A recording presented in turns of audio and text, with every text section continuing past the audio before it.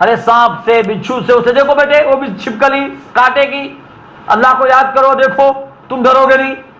ایسے کام کرتے ہم سکھانے کے لیے؟ کچھ نہیں کرتے. دوسرے تربیتی کورس ہمارے پاس بہت سارے دنیا میں سکھانے کے لیے، اللہ کی قسم. جدید ٹیکنالوجیاں دیکھو اور یہودیت اور عیسائیت کی چال دیکھو کہ بچہ نہ سمجھ پائے فوراً پہلے تصویر بناؤ اور تصویر بنا کر کے انسان کی اور نیچے لکھو مین، وہ دیکھ ہی کر کے بتا دے گا. اگر آپ ایسے ہی لکھتے مین وومین اور کہتے دیکھ مین مس آدمی وومین مس عورت، لیکن کیا سیاست نہیں، پہلے نقشہ بناؤ انسان کا، عورت کا، مرد کا، وہ بچہ دیکھ کر کے بتائے گا ہاں مین وومین. اس کو وہ مین وومین آئے نہ آئے وہ اوپر نقشہ ہی دیکھ کر کے بتا دے گا. اس کے لیے کتنی محنت کر رہے ہیں. اسی دنیا میں رہیں گے ہم؟ نہیں رہیں گے. کیا یہ چیز جو ہم اپنے بچوں کو کامیابی کی طرف دلا رہے ہیں، کیا یہی ہماری کامیابی رہے گی؟ کیا یہی اصل کامیابی ہے؟ فرمایا جب 7 سال کے ہوں تو سکھاؤ، 10 سال کے ہوں نہ پڑھیں تو زبردستی سے ان کو مارو، زبردستی نمازیں پڑھاؤ. تو فرمایا اے بچے احفظ اللہ تجدہ تجاہک، اے بچے تو اللہ کو یاد کر، اللہ کو ہمیشہ حاضر پائے گا، اللہ تمہارا مددگار ہوگا. اور یہ بات یاد رکھ اذا سألت فاسأل اللہ، جب تو سوال کرے مانگے تو اللہ سے مانگ، اے اللہ مجھے یہ چیز دے دے، اے اللہ مجھے یہ عطا فرما. دیکھیے کہاں سے عقیدہ توحید، اللہ اکبر، چھوٹے بچے کو سکھا رہے. اذا سألت فاسأل اللہ وَإِذَا اسْتَعَنْتَ فَاسْتَعِنْ بِاللَّهِ، اور جب تم مدد چاہے تو کس سے چاہنا؟ اللہ سے. وَعْلَمْ، بچے جان لے، لَوْ أَنَّ الْأُمَّةَ اجْتَمَعُوا عَلَىٰ أَنْ يَضُرُّوكَ بِشَيْءٍ لَا يَضُرُّوكَ، اللہ کی توحید پر تو قائم ہو جائے، اللہ کو تو یاد کرنے لگ جائے، اللہ کی عبادت کرنے لگ جائے، پوری امت جمع ہو جائے، تجھے نقصان پہنچانا چاہے نہیں پہنچا سکتی، مگر وہی نقصان جو تمہاری تقریر میں اس نے لکھا ہے وہی پہنچے گا. ایسی پوری امت جمع ہو جائے. وَعَلَمْ، جان لے، لَوْ أَنَّ الْأُمَّةَ اجْتَمَعُوا عَلَىٰ أَن يَنْفَعُوكَ بِشَيْءٍ لَمْ يَنْفَعُوكَ إِلَّا قَدْ كَتَبَهُ اللَّهُ لَكَ، پوری امت جمع ہو جائے تجھے نفع دینا چاہے نہیں دے سکتی مگر وہی نفع جو اللہ نے تقدیر میں لکھا ہے. دیکھیے نا کس چیپٹر کے اندر، کس ایج کے اندر، کس عمر کے اندر بچوں کو کیا سکھا رہے ہیں؟ توحید، اللہ کی وحدانیت، اللہ کا خوف، اللہ کی مدد. بچہ نیک بن جائے اس وقت سکھا رہے ہیں. ہم لوگ اس وقت میں نہیں سکھاتے. کتنی بہترین مثال دی تھی بھائیوں. ہم کہتے ہیں نا امام اعظم نعمان بن ثابت کو، نعمان بن ثابت قربان جائیے امام ابو حنیفہ رحمۃ اللہ علیہ پر، کتنی بہترین مثال دیتے ہیں. بچے کے بارے میں کہتے ہیں کہ جب بچے کی مثال، چھوٹا سا پودا نکلے، کوئی درخت لگاؤ آپ، کوئی بیج ڈال دو، وہ بیج جب کپن کی شکل میں نکلتا ہے اوپر اور تھوڑا سا بڑا سیدھا تھا ایسے ٹیڑھا ہوا، آپ نے نیم کا لگایا ہے، کسی بھی چیز کا درخت لگایا، چھوٹا سا تھا وہ ٹیڑھا گیا، اس کو رسی سے کھینچا اور کھینچ کر کے سیدھا کر کے باندھ دیا، کیسا جائے گا وہ؟ اب وہ کیسا جائے گا؟ وہ سیدھا ہی جائے گا. بچے کی مثال بتاتے ہیں. اور اگر وہ جب ٹیڑھا جا رہا تھا اس وقت کھینچ کر کے نہیں باندھا، اس وقت موڑا نہیں اپنی جگہ پر، ویسے ہی رہا، یہ تنا بن گیا، بڑا درخت ہو گیا، بہت ساری ٹہنیاں دور تک چلی گئی. اب آپ نے سوچا کہ نہیں اس کو پیچھے موڑنا چاہیے. موڑو گے تو مڑے گا نہیں. آپ کہتے ہو نہیں ہمارے پاس طاقتیں ہیں، کرین ہیں، فلاں مشین ہے، ہم موڑ لیں گے. اس کو موڑو گے تو وہ یہاں سے کیا ہوگا؟ ٹوٹ جائے گا، نہیں مڑے گا نا. اللہ اکبر. ہم لوگ بس نام کا امام، ہمارے امام، اللہ کی قسم ہم ان کی بھی نہیں مانتے. ہم صرف اپنے من کی مانتے ہیں، یا اس کے بعد جو لوگوں نے کچھ کھچڑیاں بنا کر کے دے دی ہیں بس اس کی مانتے ہیں، ہم ان کی بھی نہیں مانتے. کتنی بہترین مثال تھی بچے کو وہاں عقیدہ توحید سکھانے کی. تو میں بات کیا کہہ رہا تھا کہ ہمارے لیے ہدایت قرآن اور نبی کا فرمان. ہم نے اصل چیز کیا ہے کہ جس کو پڑھنے کے بعد ہم مسلمان ہوتے ہیں اس کو سمجھا نہیں. کس کو؟ کلمہ کو. کلمہ کسے کہتے ہیں؟ لا الہ الا اللہ. سب کو یاد ہے نا؟ سب کو یاد ہے کلمہ. ایک پنجابی شاعر کہتا ہے، اللہ رب العالمین فرماتا ہے خالی ہاتھ آوے جھولی بھر دیواں تینوں اولاد اور مال میں زر دیواں پڑھ لا الہ الا اللہ، یعنی تو لا الہ الا اللہ کا صحیح تقاضا پورا کرنے والا ہو، اس کو ماننے والا ہو، تیری جھولی خالی ہوگی میں بھروں گا، تجھے اولاد نہیں ہوگی میں دوں گا، تجھے مال نہیں ملے گا میں دوں گا۔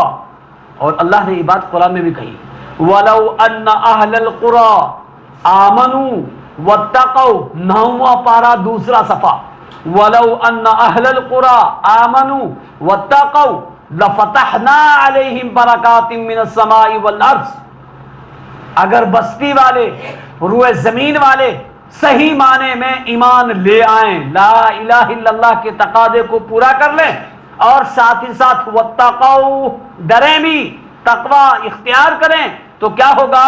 لفتحنا علیہم برکات من السماء، آسمان سے میں برکتوں کے دروازے کھول دوں، برکات من السماء والارض، زمین سے بھی۔ گویا کہ اگر ہمارے پاس بارش نہ ہونا، ہمیں قحط سالی ہونا، تو جھانکنا چاہیے اپنے گریبان میں کہ ہمارا ایمان کہاں ہے، ہمارا ایمان کیسا ہے، ہماری عبادتیں کیسی ہیں، ہمارا ڈر اللہ سے کیسا ہے، یہاں محاسبہ کر کے توبہ کرنی چاہیے۔ تو ہمیں ایمان کو سمجھنا چاہیے، لا الہ الا اللہ یہ کلمہ ہے نا، دیکھیے شروع میں کیا ہے؟ لا، اور لا کا معنی کیا ہوتا ہے؟ نہیں، جس سے بھی پوچھو گیا لا نہیں، اللہ نے پہلے کیا کہا؟ نہیں، لا کوئی نہیں، کس کے لائق؟ کیا کوئی نہیں؟ عبادت کے لائق، پیدا کرنے کے لائق۔ پیدا کون کرتا ہے؟ اللہ۔ اللہ اکبر۔ اللہ نے فرمایا عالم ترا، لوگوں تم نے غور نہیں کیا، ان اللہ خلق السماوات والارض، اللہ تعالیٰ نے زمین و آسمان کو جو پیدا کیا، یہ کیا تھے؟ ففتقنا بینہما، یہ دونوں چپکے ہوئے تھے، یہ دونوں چپکے ہوئے تھے، اور کیا کیا؟ جدا کیا، آسمان کو چھت بنایا، زمین کو فرش بنایا۔ اسی کو غیر مسلم کہتے ہیں۔ آپ نے سنا ہوگا کہ بس ایک حادثہ ہوا، اور حادثہ ہونے کے بعد یہ زمین رونما ہو گئی، ایسا نہیں ہوا بھائیو۔ اللہ تعالیٰ نے 6 دنوں میں اس کو بنایا، یہ تھے دونوں چپکے ہوئے، اور اس کے بعد اللہ تعالیٰ نے کیا کیا؟ آسمان کو اوپر کر کے چھت بنایا اور زمین کو فرش بنایا۔ وہ ایک الگ موضوع ہوگا، میں آپ کو بتاتا۔ تو اللہ کی توحید، اللہ نے پہلے کیا کہہ دیا؟ لا کوئی نہیں، اس زمین و آسمان کو پیدا کرنے والا، انسان کو پیدا کرنے والا، جانوروں کو پیدا کرنے والا، چرند و پرند کو پیدا کرنے والا، لا کوئی نہیں، عبادت کے لائق، سجدے کے لائق، حاجت روائی کے لائق، مشکل کشائی کے لائق، اولاد دینے کے لائق، اولاد چھیننے کے لائق، مال دینے کے لائق، مال چھیننے کے لائق، لا کوئی نہیں الا اللہ، مگر اللہ۔ اللہ اکبر، کتنی بڑی بات۔ عبادت کے لائق اللہ، مشکل کشائی کے لائق اللہ، حاجت روائی کے لائق اللہ، اولاد دینے والا اللہ، اولاد چھیننے والا اللہ۔ ان اللہ یرزق من یشاء، اللہ تعالیٰ جس کے لیے چاہتا ہے بے شمار رزق دیتا ہے، وَيَقْدِرُ جس کے لیے چاہتا ہے تنگ کر دیتا ہے۔ روزیاں چھیننے والا اللہ، روزیاں دینے والا اللہ، خوشیاں دینے والا اللہ، غمی دینے والا اللہ، ہمیں پیدا کرنے والا اللہ، یہ ساری چیزوں کا خالق کون ہے؟ اللہ۔ جب وہ اللہ ان ساری چیزوں کا خالق ہے تو سجدے کے لائق کون ہوگا؟ وہی۔ عبادت کے لائق کون ہوگا؟ وہی۔ حاجت روائی کے لائق کون ہوگا؟ وہی۔ اللہ نے فرمایا لوگوں کیا تم نے غور و فکر نہیں کیا؟ واللہ اخرجکم من بطون امہاتکم، لوگوں اللہ وہ ہے جس نے تمہیں تمہاری ماؤں کے پیٹوں سے پیدا کیا۔ لا تعلمون شیئا، تم کچھ نہیں جانتے تھے، اب تم جان گئے میرا دادا کون ہے، میرا باپ کون ہے، میری ماں کون ہے، میری جائیداد کتنی ہے، میرے پاس کیا ہے، یہ علم ہے وہ علم ہے، یہ سارا کب جانے ہو تم؟ کچھ نہیں جانتے تھے اس وقت پر تو غور کرو، تم کیا تھے، میں نے تمہیں کیسے پیدا کیا ہے، اور پھر جب تم باغی بن گئے ہو، جب تم بڑے ہو گئے ہو، سن بلوغت کو پہنچ گئے ہو، اور پھر تم میری عبادت نہیں کرتے ہو، منمانیہ زندگیاں گزارتے ہو، میری طرف سے آنے والی ہدایت کے مطابق عمل نہیں کرتے ہو، جب چاہتے ہو سوتے ہو، جیسا چاہتے ہو کھاتے ہو، جیسا چاہتے ہو کماتے ہو، کوئی اصول ہی نہیں ہے تمہاری زندگی کا، کیا تم نے غور و فکر نہیں کیا کہ تم کیا تھے، میں نے کیسے پیدا کیا؟ تو سب سے پہلے مسلمان کو اپنا عقیدہ توحید، کلمہ لا الہ الا اللہ، اس کی اہمیت کو سمجھنا چاہیے کہ عبادت کے لائق کوئی نہیں ہے، صرف اللہ ہی عبادت کے لائق ہے، اور انسان کی زندگی کا مقصد وما خلقت الجن والانس الا لیعبدون، یہی مقصد ہے کہ صرف اللہ ہی کی عبادت کی جائے، اسی لیے اللہ نے ہمیں دنیا میں بھیجا ہے، اس دنیا میں رہ کر کے ہم اللہ کی عبادت کر کے اپنا گھر جنت حاصل کر لے۔ اللہ کے نبی نے فرمایا الدنیا مزرع الآخرہ، لوگوں دنیا آخرت کی کھیتی ہے، دنیا آخرت کی کھیتی ہے، تو یہ کھیتی کب کرنی پڑے گی؟ آج کرنی پڑے گی۔ اٹھاؤ سورہ حدید آیت نمبر 22، میں نے کہا یاد رکھے جو یہ میں بتاؤں، اللہ نے مثال بیان کی ہے، کہا آخرت کی مثال، اس دنیا کی مثال، ایک انسان کھیت میں دانہ ڈالتا ہے، بیج بوتا ہے، اور پھر اس سے پودا نکلا، محنت کرتا گیا، گڑائی کی، صفائی کی، پانی دیا، اس میں بے شمار چیزیں ڈالی، کھاد ڈالا، ایسا کیا ویسا کیا، ایک وقت آیا ہری بھری ہو گئی، ایک وقت آیا خشک ہو گئی، پھر کٹنے لائق ہوگی، پھر کاٹ دیا، اور کاٹنے کے بعد اپنا غلہ الگ نکال لیا اور دوسری چیزیں الگ، اس کو بھی فائدے میں لے لیا۔ فرمایا وَفِي الْآخِرَةِ عَذَابٌ شَدِيدٌ وَمَغْفِرَةٌ مِّنَ اللَّهِ وَرِضْوَانٌ۔ دنیا کی مثال ایسے ہی ہے، جیسے ایک انسان نے کھیت میں محنت کیا تو کاٹے گا، غلہ ملے گا اس کو، اور جس نے محنت ہی نہیں کی، بیج ڈال دیا، اب سوچتا گیا آئے گا، بھائیو آئے گا، چلو آ بھی گیا، وہ اس میں کھاد نہ لگائی، اس میں پانی نہ لگایا، اس کے اندر جو اور گھاس پھوس ہوتا ہے اس کو نہ نکالا، تو دوسرے کی کھیتی میں تو 10 من ہو رہا ہے اتنی کھیتی میں، اور اس اتنی کھیتی میں 2 من، کم کیوں آیا؟ اس لیے کہ جب کمائی کا وقت تھا کچھ نہیں تو نے کمایا، تو نے محنت نہیں کی، نہیں آیا۔ اللہ اکبر، کتنی پیاری مثال دی ہے، بتاؤ نا، کہتے ہیں قرآن مشکل ہے، بہت آسان ہے بھائیو قرآن سمجھنا، کتنی پیاری مثال دی ہے، بچہ بھی سمجھ سکتا ہے۔ کہا وَفِي الْآخِرَةِ، آخرت میں ایسے ہی ہے، کیسے کہ جب کھیتی کٹی تو ہاتھ آیا، محنت کی تھی آیا، محنت نہیں کی تھی کچھ نہیں ملا، ایسے ہی آخرت میں بھی 2 ہی چیز ہوں گی، یا تو آپ کو ملے گا یا نہیں ملے گا، یہاں غلہ ملا یا نہیں ملا، 2 ہی بات، وہاں پہ بھی ایسے ہی ہوگا۔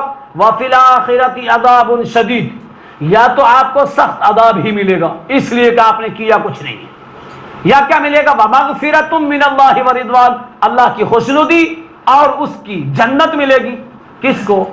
جس نے اس دنیا میں کمائی جنت، جس نے اس دنیا میں اللہ کی طرف سے آنے والی ہدایت قرآن اور نبی اکرم صلی اللہ علیہ وسلم کے اسوے کو اپنایا، اس کو جنت ملے گی، اور جس نے ان 2 کو چھوڑ دیا، اس کے مطابق زندگی نہ گزاری، اس کو کیوں کر جنت ملے گی؟ مثال دی ہے کہ جیسے کھیت کسان کو کمائی والے کو ملتا ہے، نہ کمائی والے کو نہیں ملتا ہے، یہ مثال دی ہے۔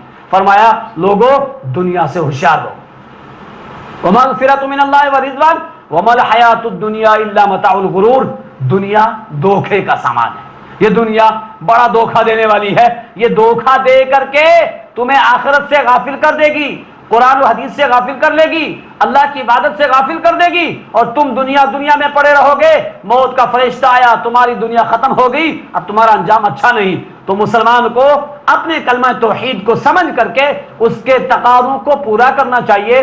لا الہ الا اللہ، کلمہ توحید کے 2